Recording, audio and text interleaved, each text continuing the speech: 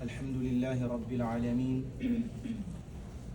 الذي أرسل رسوله بالهدى ودين الحق ليظهره على الدين كله ولو كره الكافرون.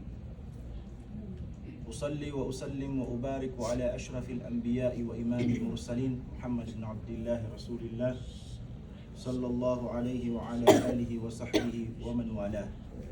السلام عليكم ورحمة الله wabarakatuh. Unang-una, magpasalamat tayo sa Allah subhanahu wa ta'ala dahil nagtipon-tipon na naman tayo. Kahit yung iba wala dito, alhamdulillah, kung sino yung nabigyan ng pagkakataon. Alam natin lahat tayo pagod.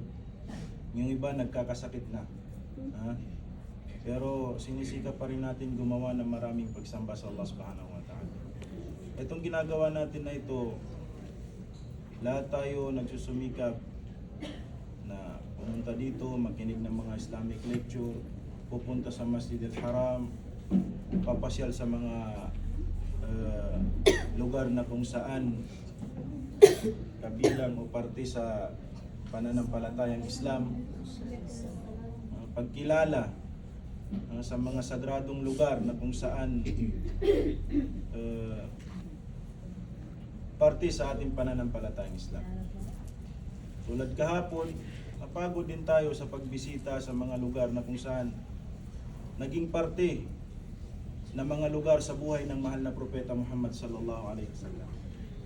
Yung mga nabisita natin, ano ba yung mga nabisita natin kahapon na napakahalaga na malaman, makita natin na naging parte sa buhay ng mahal na propeta Muhammad sallallahu alaihi wasallam. Sino yung makapagbigay?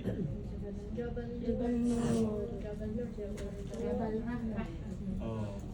So lahat ng yun, hindi lang yun mga lugar na kung saan tulad ng mga lugar na pinupunta natin na adi lang ba, normal lang na lugar. Yun, makasaysayan na lugar yun.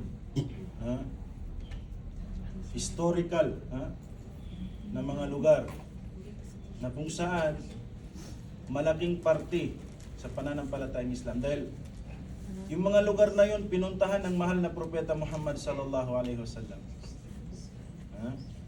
Pinuntahan yun ng mahal na propeta Muhammad sallallahu alaihi wasallam. At narinig natin yung lecture ni Ustad Sheikh Muslimin na itong lugar na ito, dito nanirahan ng mahal na propeta Ibrahim alaihi salam. Dito sila. Yung Kaaba, yung naging buhay, yung Safa wal Marwa, mayroong history behind lahat ng yan. Bakit ginagawa natin lahat ito? Itong mga lecture natin na ito dito dahil nagpaparami tayo ng mga ibada, pagsamba sa Allah subhanahu wa ta'ala. Ito yung purpose natin dito. Pagparami ng ibada, pagsamba sa Allah subhanahu wa ta'ala, pagparami ng kaalaman.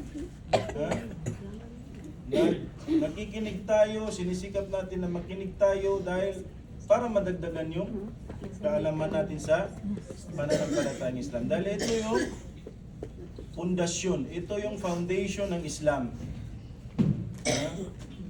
Ba'da shahadatain, pagkatapos natin magshahada, lalo-lalo na sa mga balik Islam, hindi lang binanggit mo yung ashhadu an la ilaha illallah wa anna Muhammad Rasulullah, khalas, asbahtu musliman. La, Muslim na ako. Hindi ganun. Pag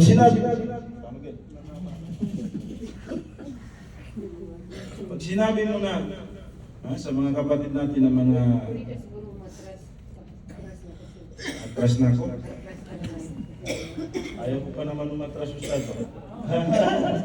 Abante.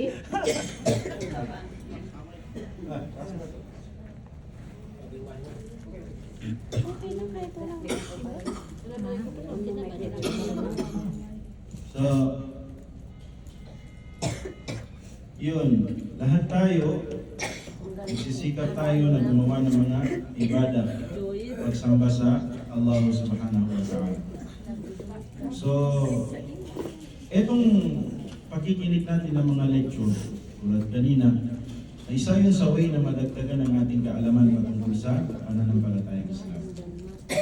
Tulad nga ng sinabi ko sa mga kapatid natin ng mga balik Islam, hindi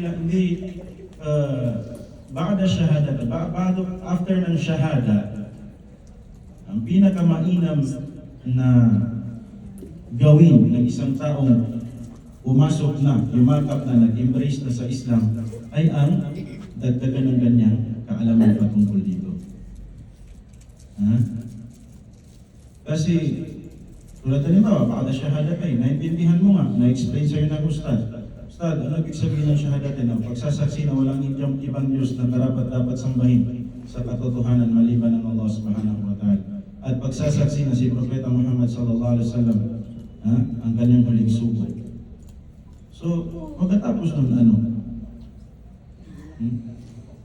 nandoon yung sa Arkanul Islam ang susunod. Sino nagkakamemorize ng Arkanul Islam? Ha? Daig ang kasan?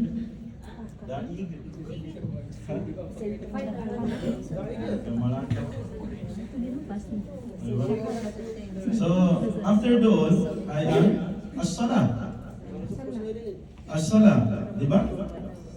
As-salah, paano ka makakapagsala kung wala kang alam o wala kang knowledge about dito? Lahat ba tayo marunong na magsala? Ha?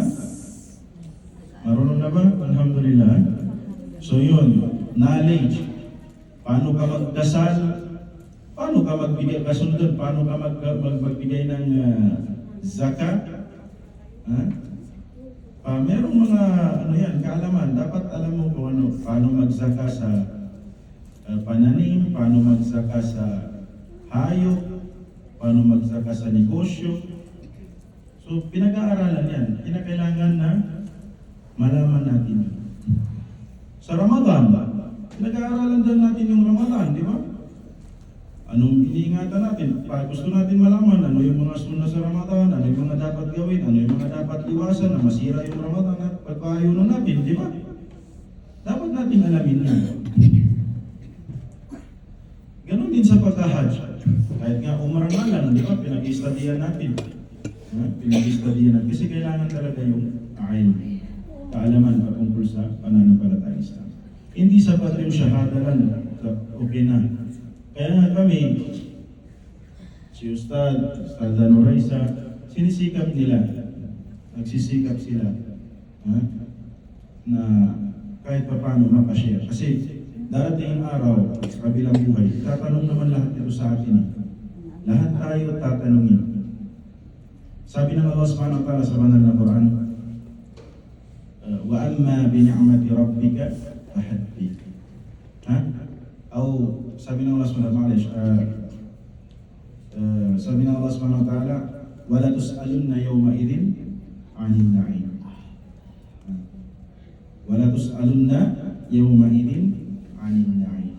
So lahat ng mga biyaya ng Allah subhanahu wa ta'ala sa atin, lahat yan itatanong sa atin. Walang makakaligtas. Kahit yung mga kayamanan, kung saan nanggaling yan, saan mo ginamit yan, tatanong yan ng Allah subhanahu wa ta'ala sa atin.